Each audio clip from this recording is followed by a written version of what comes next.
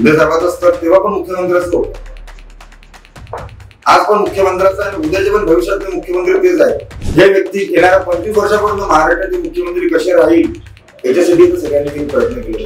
ही काही धोकाबाजी नाही, हा बंड आहे. हा बंड जनतेने टाकलेला, जनतेने निवडून दिलेल्या आमदारांना आणि मंत्र्यांना हा बंड करण्यात भाग कोणी पाडलं? शिवसेना हे जे नाव आहे, शिवसेना नाव हे पक्षाचं नाव नाही किंवा एका व्यक्तीचं किंवा दिलेलं नाव नाही. ही एक चळवळ आहे.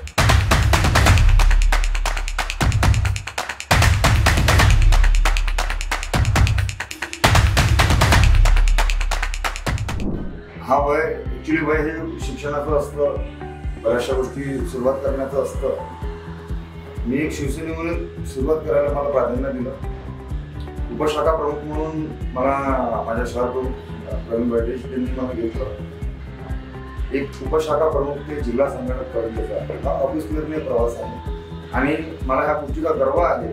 मी वयाच्या 17व्या वर्षी पण शिवसैनिक आहे होतो आणि आज पण मी शिवसैनिकच आहे. बाळासाहेबांचं बाळकडू आहे.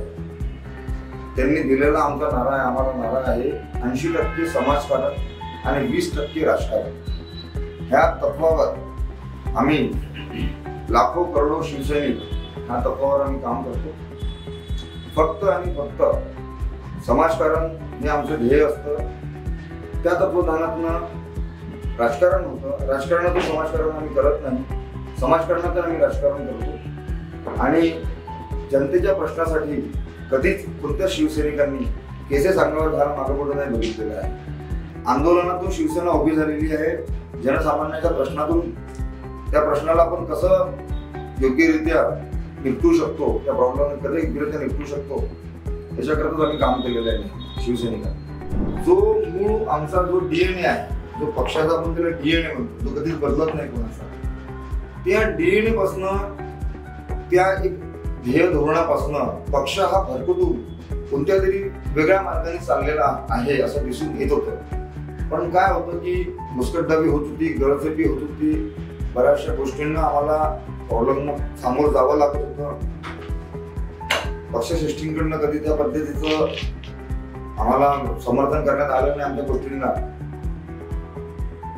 आणि नंतर एक असा व्यक्ती जो जनसामान्यातनं साधा ऑटोवाला माणूस जनसामान्यातनं इतक्या मोठ्या पदावर पोहोचला, त्याला कार्यकर्त्याच्या गरजा माहित आहे, त्याला कार्यकर्त्यांच्या प्रश्नाशी त्याला निगडीत आहे आणि नेहमी कार्यकर्त्यांच्या सोबत त्यांच्या सुख दुःखात सामील असणारा माणूस म्हणून शिंदे साहेबांची ओळख संपूर्ण महाराष्ट्रामध्ये होती, तेव्हा पण होती, आज पण आहे आणि नेहमी कायम राहील. आणि अशा व्यक्तीसोबत जायला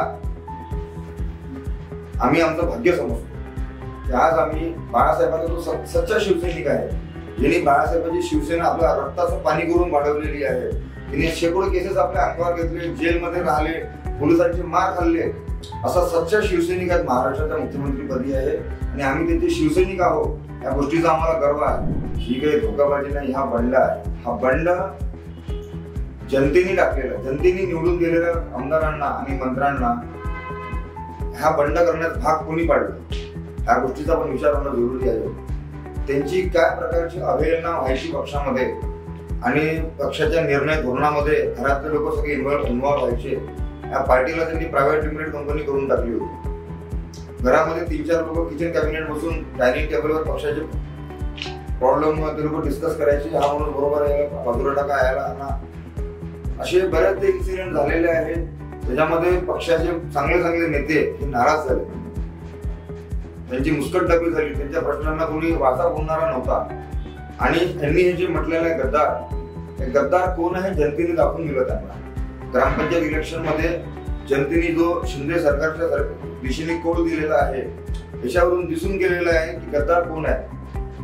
आम्ही गद्दार नाही आहोत. आम्ही बंड केला, आम्ही बंड यशस्वी केला आणि महाराष्ट्राचा विकासाचा धोरणामध्ये आम्ही यशस्वी राबवत आहोत. महाविकास आघाडी यांनी जी स्थापन केली होती ही पूर्णत्वाने अनैसर्गिक होती. हे संपूर्ण महाराष्ट्राला ही गोष्ट माहित आहे. कारण की काँग्रेस पक्ष आणि शिवसेना पक्ष हे जन्मजात एकमेकांशी विरोधी राहिलेले आहेत.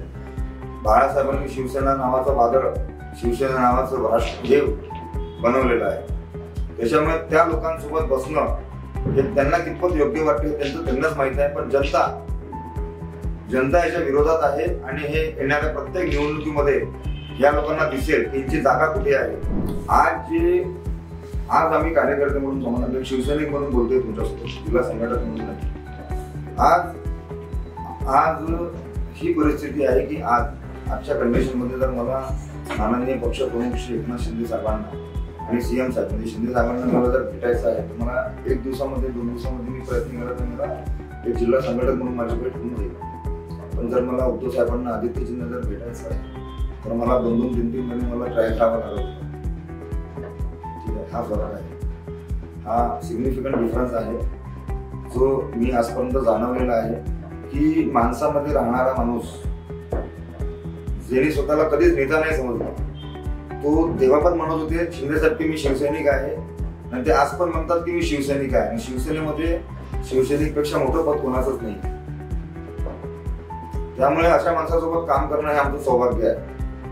त्यांच्याकडे काही शिल्लक नाही आता बोलायला, त्यांच्याकडे शब्द नाही बोलायला, त्यामुळे ते अशा घाणेरड्या पातळीवर उतरलेले आहेत. त्यांनी रक्ताचं पाणी करून शिवसेना वाढवली, शिवसेना जगवली. महाराष्ट्रामध्ये शिवसेनेला त्यांनी एक स्थान दिलं.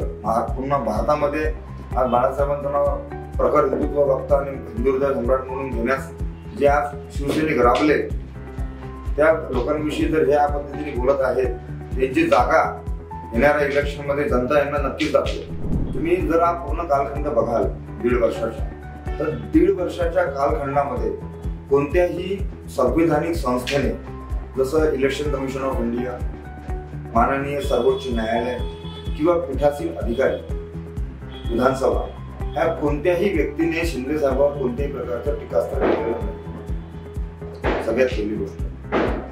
दुसरी गोष्ट अशी आहे की जे पण निर्णय माननीय सर्वोच्च न्यायालयाने, इलेक्शन कमिशन ऑफ इंडियाने किंवा पीठासीन अध्यक्षांनी दिलेले आहे हे संविधानाला अनुरूप दिलेले आहे आणि संविधानाचं आणि लोकशाही परंपरेचं पूर्णतः पालन करून हे सगळे निर्णय देण्यात आलेले आहेत.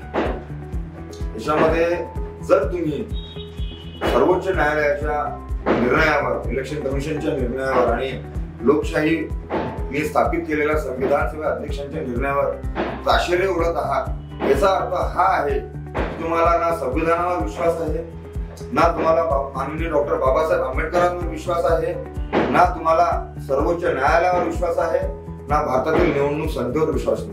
तुम्हाला तुमचं म्हणणं खरं करून घ्यायचं आहे. आमच्या बाजूने निर्णय द्याल तर तुम्ही खरे, आमच्या बाजूने निर्णय नाही द्याल तर तुम्ही खोटे. ही त्यांची वागणूक आहे आणि ही वागणूक त्यांची पण गेल्या 50 वर्षापासून चालू आहे. आम्ही म्हणू तेच खरं, आम्ही म्हटलेला शब्द तुम्हाला हातामध्ये घ्यायचा आहे, त्यांची नेहमीची वागणूक राहिलेली आहे आणि ही वागणूक आता जनता सहन करणार नाही. जनता लोकशाही सोबत आहे, जनता सत्तेसोबत आहे.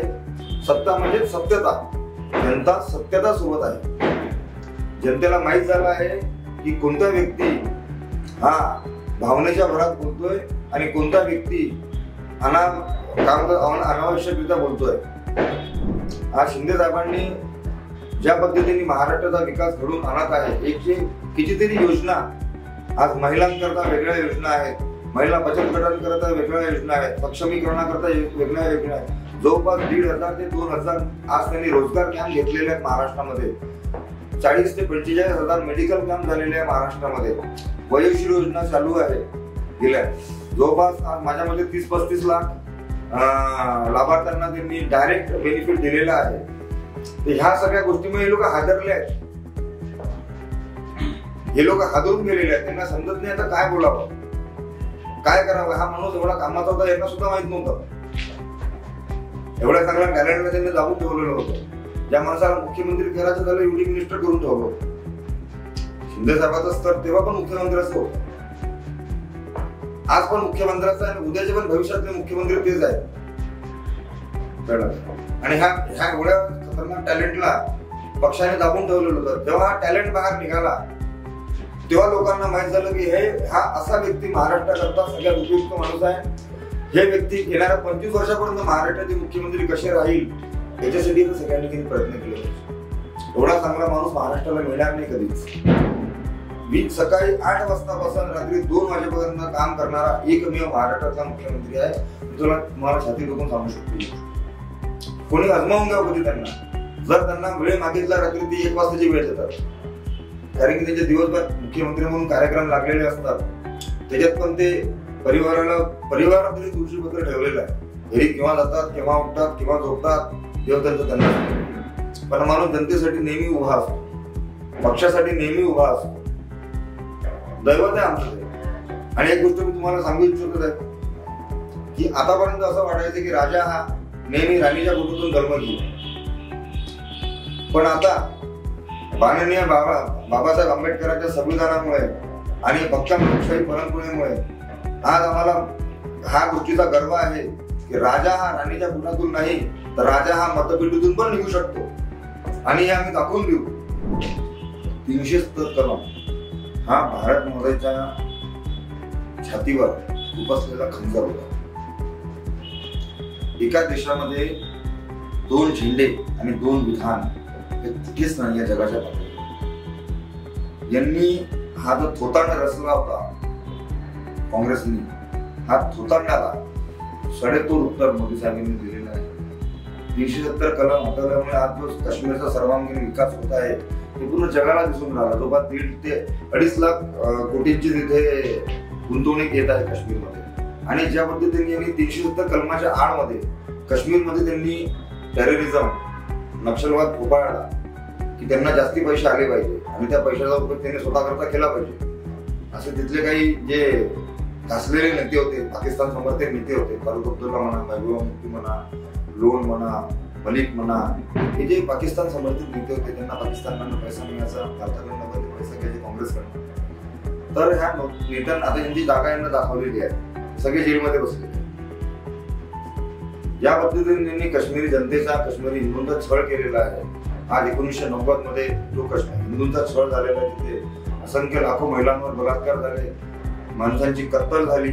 हे सगळं सरकार आपल्या डोळ्यांनी बघत राहिलं, पण कोणीच काही केलं नाही. ह्या गोष्टीला सडेतोड उत्तर म्हणून मोदी साहेबांनी 370 कलम हटवलं. आणि ह्या मागणी करता माननीय वंदनीय हिंदू हृदय सम्राट बाळासाहेब ठाकरे यांनी प्रत्येक स्तरावर, चाहे ते अटल बिहारी वाजपेयी राहो, अडवाणीजी राहो किंवा कोणते पण प्रकारचे राष्ट्रीय नेते राहो, सगळ्यांशी चर्चा केलेली आहे. आणि हे मागणी उचलून धरणारे बाळासाहेब हे पहिले व्यक्ती होते. जेव्हा भाजप पण नव्हती, जेव्हा जनसंघ होता, तेव्हा शिवसेना होती आणि तेव्हाच त्यांनी ह्या मागणी उचलली होती की 370 कलम म्हटलं पाहिजे आणि राम मंदिर बनलं पाहिजे. बघा, शिवसेना, मी एकच संदेश देणे इच्छितो, शिवसेना 80% समाजकारण आणि 20% राजकारणावर भर देते आणि आमचा हा ध्येय नारा राहिलेला आहे. जे पण कार्यकर्ते आहेत, पदाधिकारी आहेत, जे पण पक्षाकरता तळमळीने काम करत आहेत, मी दोन्ही अंगाने सांगतोय, पक्षाच्या अंगाने आणि कार्यकर्त्याच्या. मी अगोदर कार्यकर्त्याच्या अंगाने सांगतो. कार्यकर्त्यांनी जो आपला पक्षाचा आंदोलनकारी भूमिका आहे शिवसेनेची, ती कायम ठेवली पाहिजे. जर तुम्हाला कुठे वाटत आहे की इथे सामान्य नागरिकांवर अन्याय होत आहे, तिथे शिवसैनिकांनी उभं राहिलं पाहिजे. कारण की लोक आमच्याकडे आशेने बघतात की जर कोणी नाही आला आमच्या मदतीला जाऊन तर शिवसैनिक नक्की येतील. ह्या गोष्टीचा बऱ्याचदा दुष्परिणाम असा झाला की केसेस लागल्या, बऱ्याचशा लोकांना नोकऱ्या लागल्या, त्यांचे नुकसान झाले, घरदार त्यांच्या वेठीवर आले. पण आम्ही हा धोरण ठेवलेला आहे. पक्षाला पण एवढंच म्हणणं आहे की आजपर्यंत झालं जे झालं, कार्यकर्त्याची अवहेलना करण्यात आली, काही विशिष्ट लोकांनाच लाभ देण्यात आला, पण पक्षाच्या आमदारांनी, खासदारांनी किंवा वरिष्ठ लोकांनी कार्यकर्त्याच्या मागे ठामपणे उभं राहिलं पाहिजे, त्याच्या सुखदुःखात सहभागी झालं पाहिजे, त्याच्या रोजगाराची पोटा पाण्याची व्यवस्था केली पाहिजे. जेव्हा तो आपल्यासाठी जय भवानी जय शिवाजी म्हणतो तेव्हा त्याच्या घरामध्ये 5 लोक उपाशी नाही राहिले पाहिजे, त्याची पण काळजी घेतली पाहिजे. त्याच्या हाताला काम दिलं पाहिजे, शेतकऱ्याला त्याच्या मालाला उत्पन्न दिलं पाहिजे, मालाला त्याचा भाव दिला पाहिजे. हे आमचं कर्तव्य आहे. त्याच्यासाठी झटलं पाहिजे, त्याच्यासाठी राबलं पाहिजे. शासन असो की पक्ष असो, जर आपण लोकांच्या मागे उभे राहू, कार्यकर्त्यांच्या मागे उभे राहू, ते पण लोक आपल्यासाठी जास्ती काम करतील, मनाने काम करतील, धनाने काम करतील, धनाने काम करतील. आणि पक्षवाढीसाठी हे सगळ्यात उपयुक्त वातावरण आहे सध्या. आता मला आवर्जून सांगू इच्छितो मी की माननीय खासदार डॉक्टर श्रीकांत शिंदे साहेबांच्या प्रयत्नाने आज पक्षामध्ये एक चांगलं उत्साहाचं वातावरण आहे. म्हणजे मला बऱ्याचदा मुंबईवरून फोन येतात मुंबईच्या टीमा कंटिन्युअसली आमच्यासोबत टचमध्ये आहेत आणि असं वातावरण पहिल्यांदा दिसतंय पक्षामध्ये. एका व्यक्तीला एवढं कन्सर्न आहे पक्षवाढीसाठी, पक्षाच्या छोट्या छोट्या गोष्टींमध्ये ते लक्ष देत आहेत माननीय श्रीकांत शिंदे. आणि त्यांच्या ह्या प्रयत्नातून मला असं वाटत आहे की गेल्या एक 4-5 महिन्या अगोदर ज्या इलेक्शन झाले, निवडणुका झाल्या ग्रामपंचायतीच्या, त्यांच्या कलेक्टिव्ह रिस्पॉन्सिबिलिटीमुळे आणि त्यांच्या धोरणामुळे आपल्याला ग्रामपंचायतीमध्ये याचा फायदा झालेला आहे. आणि शिंदे साहेबांच्या, श्रीकांतजींच्या ह्याच धोरणामुळे मला असं वाटत आहे की लोकसभेमध्ये आणि विधानसभेमध्ये पण आपल्याला नक्कीच फायदा मिळेल. त्यांनी साहेब असंच काम करत राहावं साहेबांनी, आणि आम्हाला असंच आमच्या पाठीमागे उभे राहावं. आम्ही जीव तोडून काम करू साहेब तुमच्याकरता 100%.